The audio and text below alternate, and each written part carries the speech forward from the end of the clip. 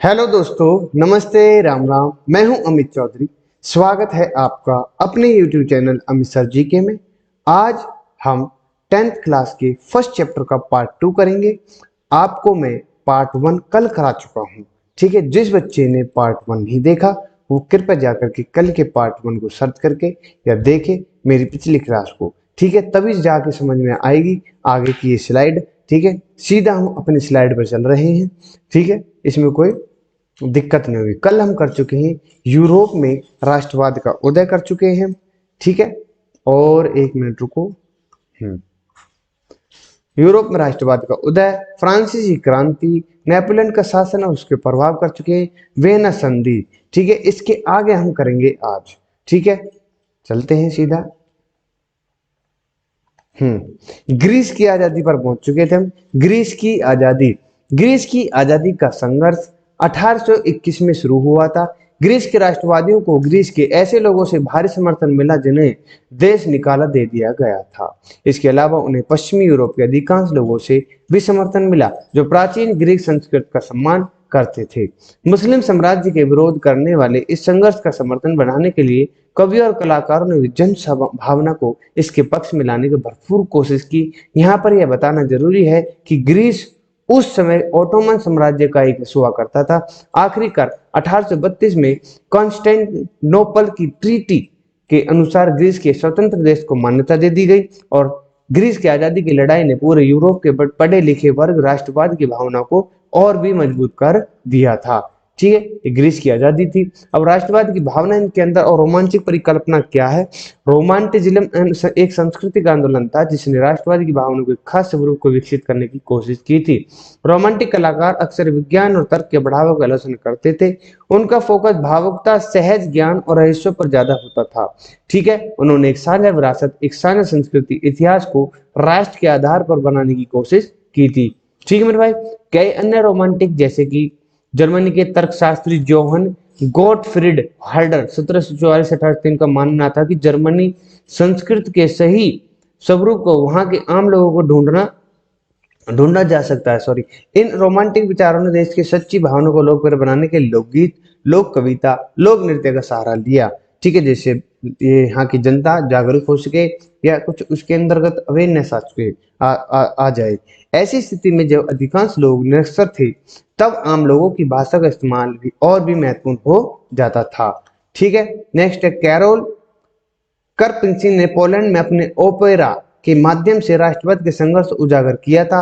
उन्होंने वहां के लोक नृत्य जैसे कि पोलोनेज और माजूर्का के राष्ट्रीय प्रतीक में बदल दिया था। ठीक है, ये इंपोर्टेंट है। इन चीजों को राष्ट्रीय प्रतीक में क्यों बदला जा रहा है? ताकि जो लोग है, जो जनता है, जनता जनार्दन है, उनके बीच में राष्ट्रवाद की भावना उत्पन्न होने लगे। ठीक है, नेक्स्ट चलते हैं। राष्ट्रवादी भावना को बढ़ाने की देश की भाषा की भी अहम भूमिका निभाई थी। रूस द्वारा सत्ता हड़पने के बाद पोलैंड के शगोले से पोलिश भाषा का हटा दिया गया और हर जगह रूसी भाषा का थोपा जाने लगा। रूसी शासन के खिलाफ 1831 में एक हथियारबंद विद्रोह भी शुरू हुआ, लेकिन उस आंदोलन को कुचल दिया गया। लेकिन इसके बाद पादरी वर्ग के सदस्यों ने पोलिश भाषा का इस्तेमाल राष्ट्रीय विरोध के शस्त्र के रूप में करना शुरू कर दिया और चर्च के सभी अनुष्ठानों और अन्य धार्मिक गतिविधियों को पोलिश भाषा का ही इस्तेमाल होता था। रूसी भाषा में प्रवचन देश की मनाही करने से रूसी अधिकारियों कई पादरियों को जेल भेज दिया गया या फिर साइबेरिया भेज दिया गया। ठीक है, इस प्रकार से पोलिश भाषा का इस्तेमाल रूसी प्रभुत्व के खिलाफ विरोध का प्रतीक बन गया था उस समय। भुखमरी, कठिनाई और लोगों का विरोध कैसा था? 1830 का दशक यूरोप के लिए आर्थिक तंगी का दशक था। 19वीं सदी के शुरू के आधे वर्ष में जनसंख्या से तेजी से बढ़ोतरी हुई थी और बेरोजगारों में तेजी से इजाफा हुआ था। ग्रामीण क्षेत्रों में शहरी क्षेत्रों की तरफ बड़ी संख्या में पलायन हुआ करता था। ठीक है, अब अप्रवासी लोग शहरों में ऐसी झुग्गी झोपड़ियों में रहते थे जहां पर बहुत भीड़ भाड़ होती थी। ये देख लो आप, प्रॉपर एक इमेज है उस समय की 1848 की। ठीक है, उस काल में यूरोप के अन्य भागों की तुलना में इंग्लैंड में औद्योगिकरण ज्यादा तेजी से हुआ। इसलिए इंग्लैंड की मिलों में बनने वाले सस्ते सामानों को से यूरोप में अन्य देशों में छोटे उत्पादकों द्वारा बनाए जाने वाले सामानों को कड़ी प्रतिस्पर्धा रही थी। यूरोप के कुछ क्षेत्रों में अभी भी अभिजात वर्ग का नियंत्रण था। इसके कारण किसानों सामंतों का लगान भारी बोझा था।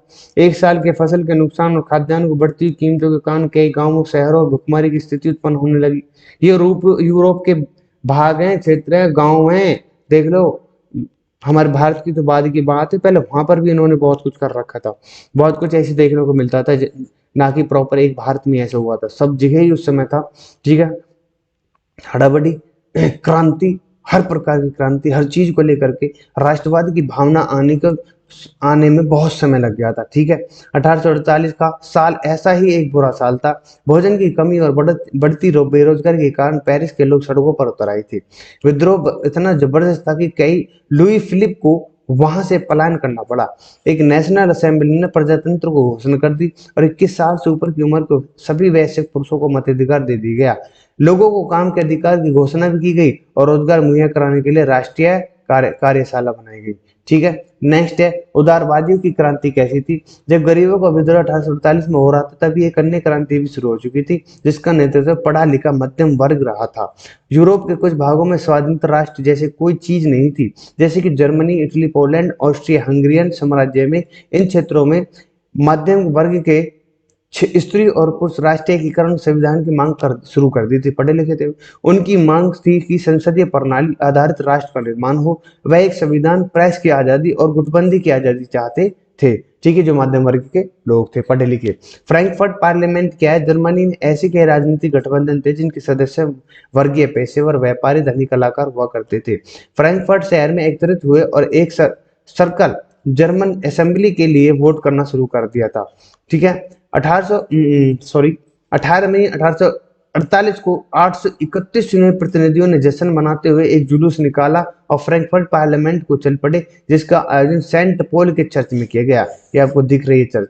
उन्होंने एक जर्मन राष्ट्र का संविधान शुरू कर दिया था। उस राष्ट्र की कमान कोई राज परिवार का आदमी करता, जो पार्लियामेंट के जवाबदेही होता। इन शर्तों पर पर्सिया को राजा के फेडरिक विलेहम चतुर्थ को वहां का शासन सौंपने की पेशकश की गई, लेकिन उसने इस अनुरोध को ठुकरा दिया और उसे चुनी हुई संसद का विरोध करने के लिए उन राजाओं के हाथ में मिला लिया। ठीक है, अभिजात वर्ग और सेना द्वारा पार्लियामेंट का विरोध बढ़ता ही गया और इस बीच पार्लियामेंट का सामाजिक आधार कमजोर पड़ने लगा, और क्योंकि उसमें मध्यम वर्ग का दबदबा था। बिल्कुल सही बात है, पढ़े लिखे तो है ही थे। मध्यम वर्ग मजदूरों, कारीगरों की मांग को विरोध करता था और इसलिए उनके समर्थन से हाथ धोना पड़ा। आखिरकार सेना बुलाई गई और इस तरह से असेंबली को समाप्त कर दिया गया। ठीक है, कुल मिलाकर वही हुआ जो वो चाहते थे। उदारवादी आंदोलन में महिलाओं ने भारी संख्या में हिस्सा लिया। इसके बावजूद असेंबली के चुनाव में उन्हें मताधिकार से मरम्मत किया गया और जब सेंट पॉल के चर्च में फ्रैंकफर्ट पार्लियामेंट बुलाई गई तो महिलाओं को केवल दशक दीर्घा में बैठने के लिए अनुमति मिली। ठीक है, देख लो, अभी तक भी इनको मताधिकार नहीं दिया गया, बहुत बाद में आकर के महिलाओं को मताधिकार के आजादी, मतलब फ्रीडम था उनका, वो दे सकती थी। ठीक है, हालांकि रूढ़िवादी ताकतों द्वारा उदारवादी आंदोलन का कुचल दिया गया, लेकिन पुरानी व्यवस्था को दोबारा बहाल नहीं किया जा सकता। 1848 के कई वर्षों के बाद राजा को यह एहसास होने लगा कि आंदोलन और दमन के उस कुचल को समाप्त करने का अगर कोई तरीका था तो वह राष्ट्रवादी आंदोलनकारियों की मांग को मान लेना। इसलिए मध्य और पूर्वी यूरोप के राजाओं ने उन बदलावों को अपनाना शुरू कर दिया जो पश्चिमी यूरोप में 1815 से पहले हो चुके थे। हैब्सबर्ग के उपनिवेशों और रूस में दास प्रथा, बंधुआ मजदूरी को समाप्त किया गया। 1860 में हैब्सबर्ग शासकों ने हंगरी को अधिक स्वायत्तता प्रदान कर दी। ठीक है, जर्मनी में क्या सेना किसी राष्ट्र का निर्माण कर सकती है, ये सुन लो। 1848 के बाद यूरोप में राष्ट्रवाद, प्रजातंत्र और क्रांति से दूर हो चुका था। रूढ़िवादी ताकतें राष्ट्रवाद की भावना को इसलिए हवा देने लगी ताकि शास्त्र की शक्ति बढ़ाई जा सके। यूरोप में राजनीतिक प्रभुत्व हासिल की गई। ठीक है, पहले अपने एक मिनट रुको। पहले आपने देखा कि किस तरह से राजा और सेना की मिली जुली ताकतों ने जर्मन में मध्यम वर्ग के आंदोलन को कुचल दिया था। पर्शिया के बड़े भूस्वामी, जिन्हें जंकर कहा जाता था, भी उन्हें दमनकारी नीतियों का समर्थन करते थे। उसके बाद पर्शिया ने राष्ट्रीय एकीकरण के आंदोलन की कमान संभाल ली। नेक्स्ट है ओटो वन बिस्मार्क। ये पर्शिया के मुख्यमंत्री थे। कौन? ओटो वन बिस्मार्क, जिन्होंने जर्मनी के एकीकरण को बुनियाद रखी थी। ठीक है, इस काम में बिस्मार्क ने पर्शिया की सेना और प्रशासन तंत्र को सहारा लिया था। 7 साल में 3 युद्ध हुए, ऑस्ट्रिया, डेनमार्क, फ्रांस के खिलाफ। ठीक है, पर्शिया के जीत के साथ युद्ध समाप्त हुए और इस तरह से जर्मनी के एकीकरण का काम पूरा हुआ। पर्शिया के राजा विलियम प्रथम को जर्मनी का बादशाह घोषित किया गया। इसके लिए वर्षा में 1831 की जनवरी में एक समारोह आयोजन हुआ था। ठीक है, नए राष्ट्र ने जर्मनी में मुद्रा, बैंकिंग, न्याय व्यवस्था के आधुनिकीकरण पर खास ध्यान दिया और अधिकतर मामलों में पर्शिया के कायदे कानून जर्मनी के लिए आदर्श काम करते थे। ठीक है, ये कौन है, एक मिनट में पढ़ देता हूँ। बॉर्न वर्नर की कीर्तियां वर्षा के हॉल ऑफ मिरर्स में जर्मन साम्राज्य की घोषणा हो रही है यहाँ पर। ठीक है, और मैं पीडीएफ में देख लेना, मैं शेयर कर दूंगा। इटली का एकीकरण में सबसे इंपॉर्टेंट है, इटली का भी राजनीतिक अलगाव और विघटन का एक लंबा इतिहास रहा है। इटली में एक तरफ तो बहुराष्ट्रीय हैब्सबर्ग साम्राज्य का शासन था, दूसरी ओर कुछ हिस्सों में कई छोटे छोटे राज्य थे। 19वीं सदी के मध्य में इटली 7 प्रांतों में बटा हुआ था, उनमें से एक सार्डिनिया पिटमोट पर किसी इटालियन राज परिवार का शासन था। उत्तरी भाग ऑस्ट्रिया के हैब्सबर्ग साम्राज्य के नियंत्रण में था, मध्य भाग पोप के शासन में, और दक्षिण भाग स्पेन के बोर्बन राजाओं के नियंत्रण में था। अब आपको इटली नहीं पता यूरोप में कहाँ पर है, तो पहले मैं थोड़ा सा मैं बता देता हूँ। ये यूरोप है, जैसे तो नीचे की तरफ है इटली, ठीक है, जहाँ पर भूमध्य सागर स्थित है, वहां की बात हो रही है। ठीक है, इटालियन भाषा का कोई एक स्वरूप अभी तक नहीं बन पाया था, और इस भाषा के क्षेत्र कई क्षेत्रीय स्थानीय प्रारूप थे। 1830 के दशक में जियुसेप्पे मैत्सिनी ने एक समग्र इटालियन गणराज्य की स्थापना के लिए एक योजना बनाई, लेकिन 1831 और 1848 के विद्रोह से विफलता के बाद अब इसकी जिम्मेदारी सार्डिनिया पिटमोट और इसके शासक विक्टर इमैनुअल द्वितीय के पार चली गई थी। ठीक है, नेक्स्ट पढ़ते हैं। उस क्षेत्र के शासक वर्ग को लगने लगा था कि इटली के एकीकरण से आर्थिक विकास तेजी से होगा। ठीक है, ये आप देख सकते हो। नेक्स्ट है, इटली के विभिन्न क्षेत्रों को एक करने के आंदोलन की अगुवाई मुख्यमंत्री कैवर ने की। वह न तो कोई क्रांतिकारी था, न ही कोई प्रजातंत्री व्यक्ति। वह तो इटली के उन धनी और पढ़े लिखे लोगों में से था जिसकी संख्या काफी थी। उसे भी इटालियन ज्यादा फ्रेंच भाषा में महारत थी। उसने फ्रेंच में एक कूटनीति गठबंधन किया, इसलिए 1859 में ऑस्ट्रिया की सेना को हराने में कामयाब हो गया, और उस लड़ाई में सेना के जवानों के अलावा कई सशस्त्र स्वयंसेवक ने भी भाग लिया, जिनकी अगुवाई जियुसेप्पे गैरिबाल्डी कर रहा था। 1860 के मार्च में महीना में दक्षिण इटली और टू सिसिली के राज्य को बढ़ चले। उन्होंने स्थानीय किसानों को समर्थन जीत लिया और फिर स्पेनिश शासकों को उखाड़ फेंकने में कामयाब हो गई। 1861 में विक्टर एमियल द्वितीय को एक समग्र इटली का राजा घोषित किया गया, लेकिन इटली के आम जन का एक बहुत बड़ा भाग का इस उदारवादी राष्ट्रवादी विचारधारा में बिल्कुल अनभिज्ञ था। ऐसा शायद उनमें से फैली हुई अशिक्षा का कारण में से एक था। ब्रिटेन के अजीब गरीब कहानियां कैसी थी, ये आप पढ़ लेना, ब्रिटेन के अजीब गरीब कहानियों को। ठीक है, थोड़ा सा नेक्स्ट चलते हैं, राष्ट्र की कल्पना कर लेते हैं। कलाकारों ने एक राष्ट्र को दर्शाने के लिए महिला की तस्वीर का इस्तेमाल किया। फ्रांसीसी क्रांति के दौरान कलाकारों ने उदारवाद, न्याय, प्रजातंत्र जैसे अमूर्त भावनाओं को दर्शाने के लिए औरत को एक रूपक के रूप में तौर पर इस्तेमाल करने लगे। फ्रांस में राष्ट्र की मैरियन का नाम दिया गया, जो कि ईसाइयों में एक लोकप्रिय नाम हुआ करता था। उसके चरित्र चित्रण में उदारवाद और प्रजातंत्र के रूपों की मदद ली गई, जैसे कि लाल टोपी, तिरंगा, कलिग आदि। मैरियन की मूर्ति को चारागाहों को पर लगाया गया, उसकी तस्वीर के सिक्कों पर, टिकटों पर छापा गया, ताकि लोगों में इसकी पहचान घर कर जाए, घर तक जाए, ये हो सकता है। 1850 का डाक टिकट देख सकते हो आप। ठीक है, जर्मन राष्ट्र का प्रतीक जर्मेनिया को बनाया गया, और जर्मेनिया के सिर पर जैतून के पत्तों का ताज हुआ करता था। जर्मन में जैतून बहादुरी प्रतीक माना जाता था। जैतून जो पेड़ होता है ना, जैतून आपने देखा होगा। राष्ट्रवाद और साम्राज्यवादी के पढ़ लेते हैं। ठीक है, 19वीं सदी के अंत आते आते राष्ट्रवाद में उदारवाद और प्रजातांत्रिक भावनाओं की कमी होने लगी। यह एक हथियार बन गया जिससे क्षणिक लक्ष्यों को साधा जाने लगा। यूरोप के मुख्य ताकतों ने लोगों को राष्ट्रवादी भावनाओं का इस्तेमाल अपने साम्राज्यवादी महत्वाकांक्षाओं को साधने के लिए शुरू कर दिया। बाल्कन में संकट। बाल्कन ऐसा क्षेत्र जहां भौगोलिक और नस्ली विविधता भरपूर थी। आज की Romania, Bulgaria, Albania, Greece, Macedonia, Croatia, Bosnia, Herzegovina, Slovenia, Serbia, मार्टिनबर्ग इस क्षेत्र में आते हैं, और इस क्षेत्र में रहने वाले लोगों को मोटे तौर पर स्लाव कहा जाता है। ये क्वेश्चन आया हुआ है, स्लाव किसको कहा जाता है। ठीक है मेरे भाई, याद कर लेना।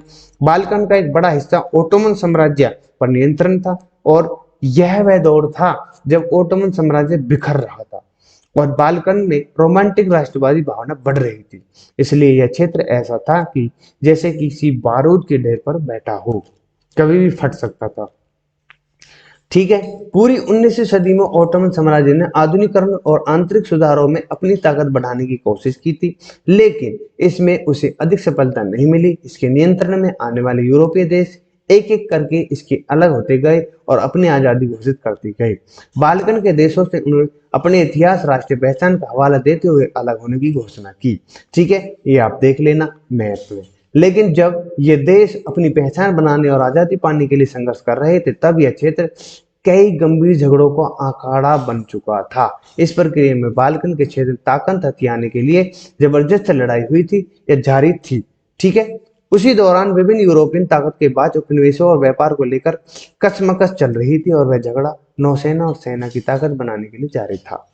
रूसी, जर्मनी, इंग्लैंड, ऑस्ट्रिया हंगरी हर शक्ति का लक्ष्य था कि किसी तरह से बाल्कन पर नियंत्रण पाया जा सके। ठीक है, फिर अन्य क्षेत्र पर इसके कारण कई लड़ाइयां लड़ी और जिसकी परिणति प्रथम विश्व युद्ध के रूप में हुई, जो कि प्रथम विश्व युद्ध 1914 से 1819 तक चला था। ठीक है, इस बीच 19वीं सदी में यूरोपियन शक्तियों को उपनिवेश बने कई देश उपनिवेश ताकतों का विरोध कर शुरू कर दिया और अलग अलग उपनिवेश के लोगों ने राष्ट्रवाद की अपनी परिभाषा बनाई। इस तरह राष्ट्र की आइडिया एक विश्वव्यापी आइडिया बन गया था।